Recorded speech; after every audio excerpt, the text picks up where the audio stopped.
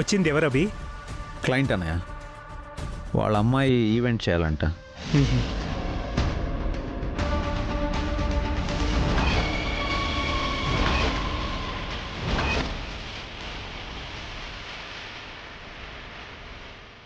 Government event ఉండగా ఈ event ఎందుకని ఆలోచిస్తున్నావా?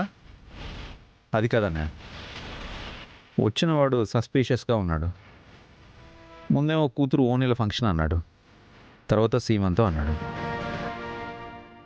ఫంక్షన్ డేట్ కూడా సరిగ్గా గుర్తులేదు. అడ్వాన్స్ ఇచ్చి అడ్రస్ ఇవ్వకుండా వెళ్ళిపోతున్నాడు. ఇంట్లో ఫంక్షన్ అంటే ఎంత కంగారు ఉంటుందో నీకు తెలిసిందే కదా అభి. ఆ కంగారులో అతను సరిగ్గా చెప్పలేకపోయింటాడు. అంతే అయి ఉంటుంది. గవర్నమెంట్ ఈవెంట్ గురించి స్టాఫ్కి బ్రీఫింగ్ ఇచ్చావా? నీట్గా ఎక్స్ప్లెయిన్ చేశాను అభి. ఏదైనా డౌట్ ఉంటే నేను అడగమని చెప్పాను.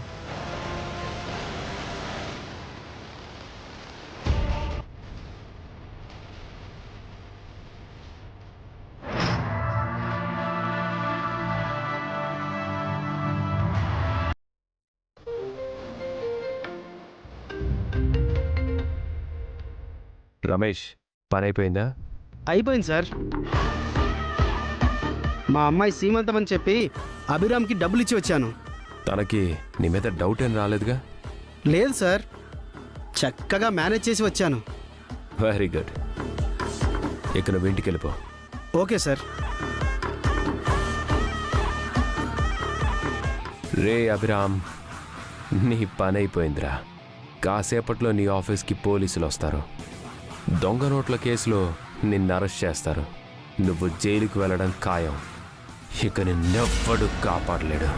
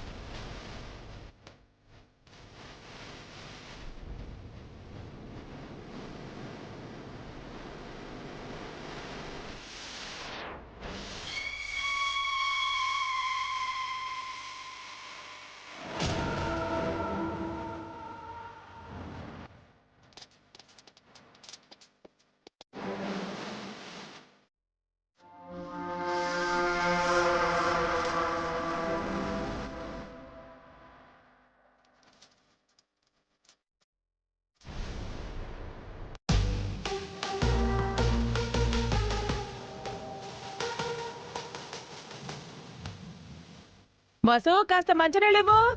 హా, తెస్తున్నాను పిన్ని.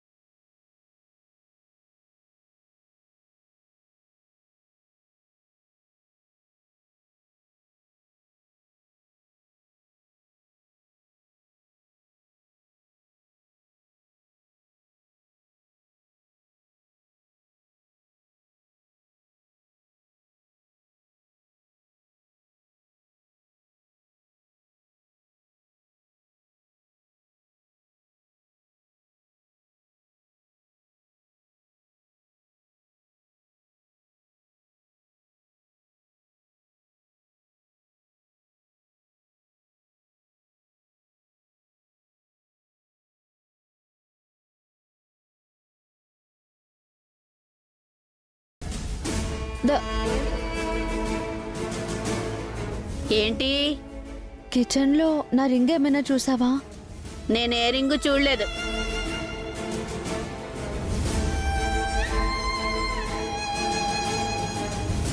నీకు వసు ప్రశ్న అర్థం కానట్టుంది. తను రింగ్ తీసావా అని అడుగుతోంది.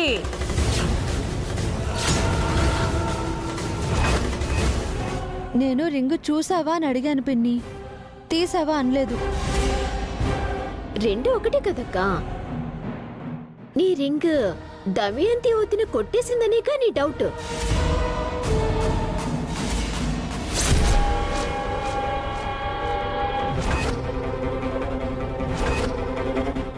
నీ కంటికి నేను ఎలా కనిపిస్తున్నాను వదినా? దొంగలా కనిపిస్తున్నానా?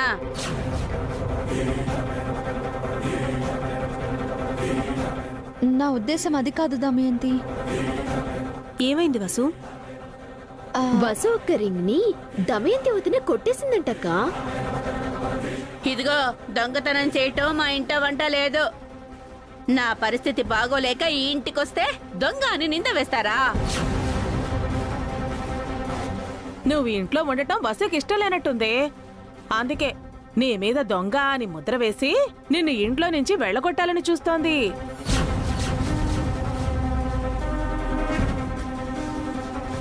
నాకు అలాంటి ఉద్దేశం లేదు పిన్ని. మరి నా మీద నీకు ఎలాంటి ఉద్దేశం ఉందదినా? నేను డబ్బుకు పేదదాన్ని కాని గుణానికి కాదు. ఇంటికొచ్చిన గెస్ట్ మీద అలాంటి నింద వేయటం తప్పు కదక్కా. నేను నింద వేయలేదు హారిక, రింగ్ గురించి అడిగానంతే. నేను హత్య చేయలేదు, కత్తితో పొడిచాను అంతే అన్నాడట వెనకడికి ఎవడో. నీ మాటలు అలాగే ఉన్నాయి వసు. ఊరికే వసు మీద నోరు పారేసుకోకండి పిన్ని. తను ఎలాంటిదో మీకు తెలీదా? వసు అక్కని వెనకేసుకొచ్చే ముందు తనేం చేసిందో అడగక్క. వసు ఎప్పటికీ తప్పు చెయ్యదు. అంటే ఈ దమయంతి దొంగతనం చేసిందనేగా మీ తోడి కోడళ్ల ఉద్దేశం?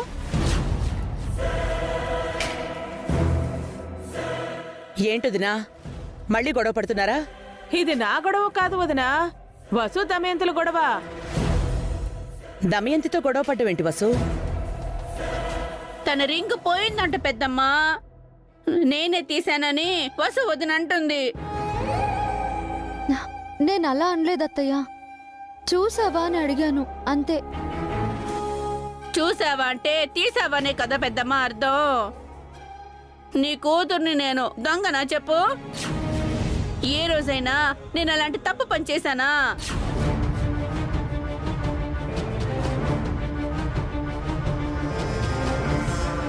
రింగ్ ఎక్కడ పడేసుకున్నావు వసు? పాత్రలు తోముతూ రింగ్ పక్కనే పెట్టాను అత్తయ్య. అప్పుడే దమయంతి కాఫీ కోసం వచ్చింది. తను నా రింగు చూసిందేమోనని అడిగాను అంతే తప్ప తన మీద నాకు అనుమానం లేదు.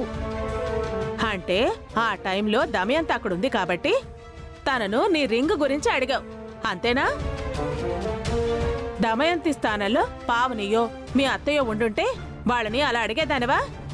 నేంత మోపేదానివా? వాళ్ళని ఎందుకు అడుగుతుంది? దిక్కులేని దానిలాగా నేను ఇక్కడికి వచ్చాను కదా.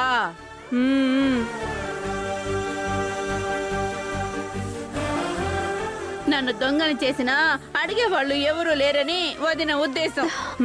ఏంటి వసు, ఇంటి కోడలివి, ఆడపిల్లతో ఇలాగే నా ప్రవర్తించేది? నీ వస్తువులు నువ్వు జాగ్రత్తగా పెట్టుకోవాలి గాని పక్క వాళ్ళ మీద నిందలు వేస్తే ఎలాగా?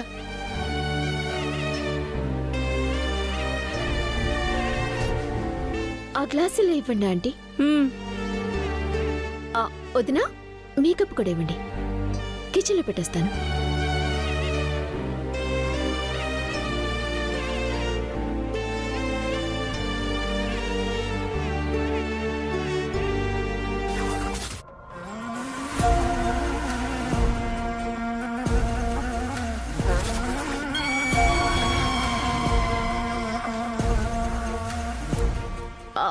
రింగ్ దొరికింది.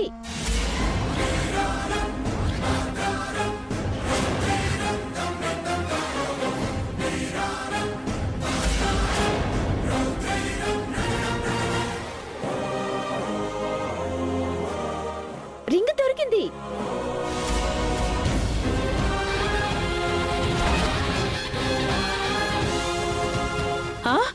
ఎక్కడ దొరికిందే?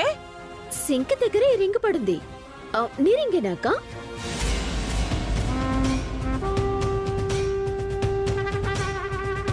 బాగా చూడు వసు, అది నీ రింగ్ కాకపోతే దమయంతి తరపున మీ అత్తయ్య నీకు ఇంకో రింగ్ చేయిస్తుంది. నా రింగే అత్తయ్య.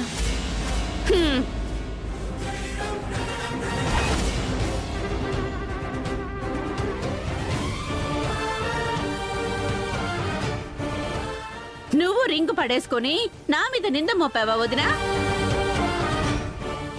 ఇంకా నయం అది దొరికింది కాబట్టి సరిపోయింది. లేకపోతే దొంగతనం నేరం మోపి నన్ను జైలుకే పంపించేదానివేమో.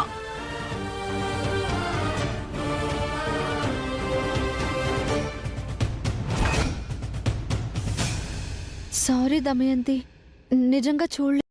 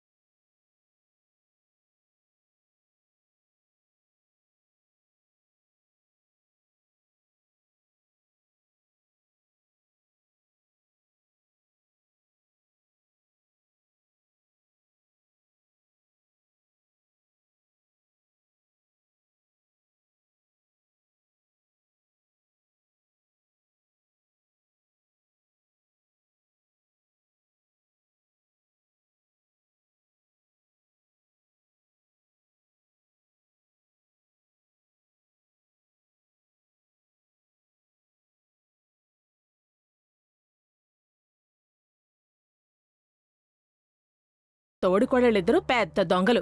ఇంకా నయం ఈ హారిక వాళ్లతో కలవలేదు. వాళ్లతో అత్తయ్య కలిశారంటే నిన్ను రోజూ బాధ పెడతారు వసు. రోజుకో బాధ పెట్టి నిన్ను ఇంట్లోంచి గెంటేస్తారు చూడదునా? అమ్మో, ఆ పరిస్థితి రానివనక్క. ముందే జాగ్రత్త పడతాను. జాగ్రత్త పట్టమే కాదు, ఈ దమయంతి అంటే ఏంటో వసు వదినకి చూపిస్తాను. ఇదిగో, అవసరమైతే వసు వదిన్ని ఈ ఇంట్లోంచి పంపించేస్తాను.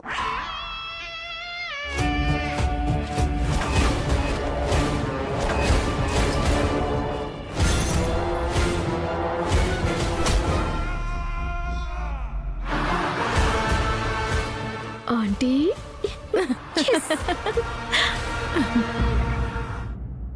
దమయంతి వెళ్ళిపోయే వరకు నువ్వు జాగ్రత్తగా ఉండడం అవసరం వసు.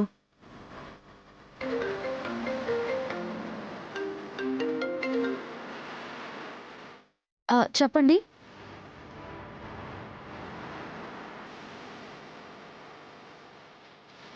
అక్క, నేను వెళ్ళాలి. ఎవరు వసు? ఎక్కడికెళ్ళాలి? ఆయన ఫోన్ చేశారక్క. కిట్టు స్కూల్ ఫీజు కోసం డీడీ తీయమన్నారు. నేను బ్యాంకుకి వెళ్ళొస్తాను. నువ్వు దమయంతి గురించి ఇంతగా ఆలోచిస్తున్నావు. తనేమో నీ మీద కక్ష గట్టింది. తను కష్టాల్లో ఉందక్క. మనమే అర్థం చేసుకోవాలి. అందర్నీ నువ్వు అర్థం చేసుకుంటావు కానీ నిన్నెవరూ అర్థం చేసుకోరు. ఎవరికి ఏం అర్థం కావాలో అప్పుడే అర్థం అవుతుందక్క. ఓపిగ్గా ఉండడం తప్ప మనం తొందరపడకూడదు. నేను వెళ్తాను. ఉమ్.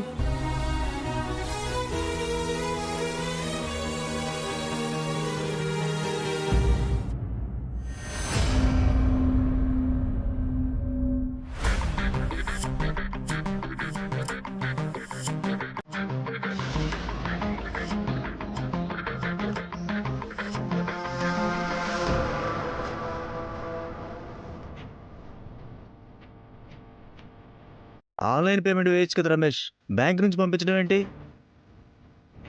ఈరోజు నా క్రెడిట్ లిమిట్ అయిపోయింది, అందుకే బ్యాంక్ నుంచి పంపిస్తున్నాను.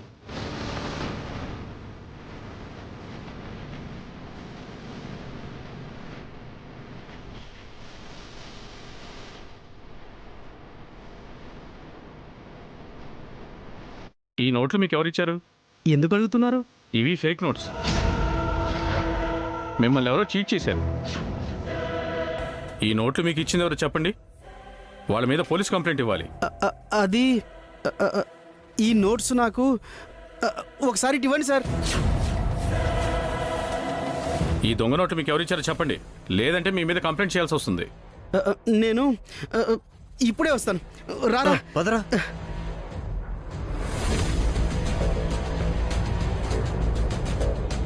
ఈ దొంగ నోట్లేంట్రా? ఎవరిచ్చారు నీకు? అవి దొంగ నోట్లు అంటే అస్సలు నమ్మలేకపోతున్నాను రా. ముందు అవి ఎవరిచ్చారో చెప్పరా. ఆదిత్య సారు. ఆదిత్య సారా? ఆయన నీకు దొంగ నోట్లు ఇవ్వడం ఏంట్రా? నాకివ్వలేదురా, సంస్కృతి ఈవెంట్స్ అభిరామ్ ఉన్నాడు కదా. అవును, ఈ మధ్య ఆయనకి ఏదో గవర్నమెంట్ ఈవెంట్ వచ్చిందట కదా. ఆ ఈవెంట్ని కొట్టేయడానికే ఆదిత్య గారు ప్లాన్ చేశారు.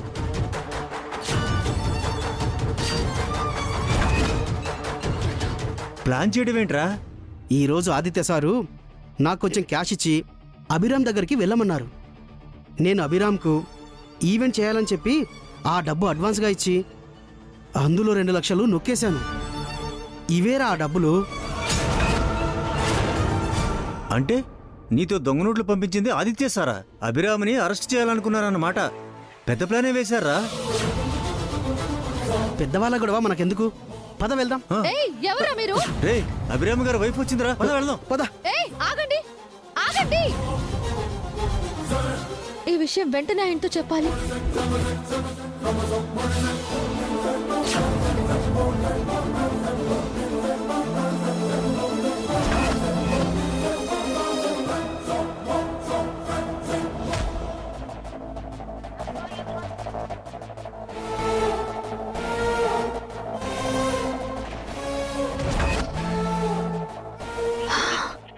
ఈయన ఫోన్ లిఫ్ట్ చేయడం లేదేంటి? బావగారికి చేద్దాం.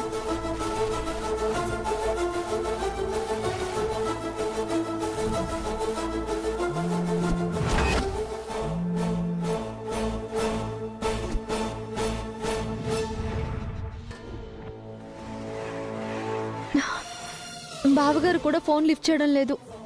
ఇప్పుడు ఎలా? వెంటనే ఆఫీస్కి వెళ్ళడం బెటర్.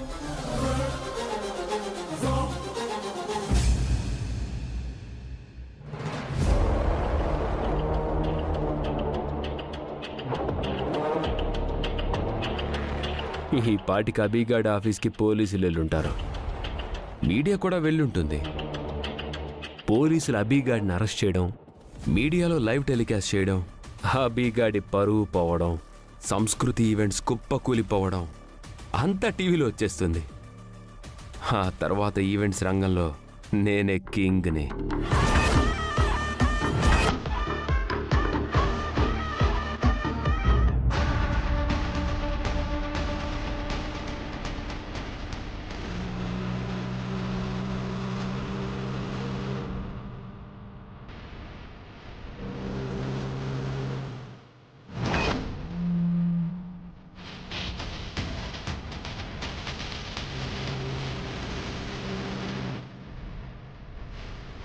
కొంచెం ఫాస్ట్గా వెళ్ళండి.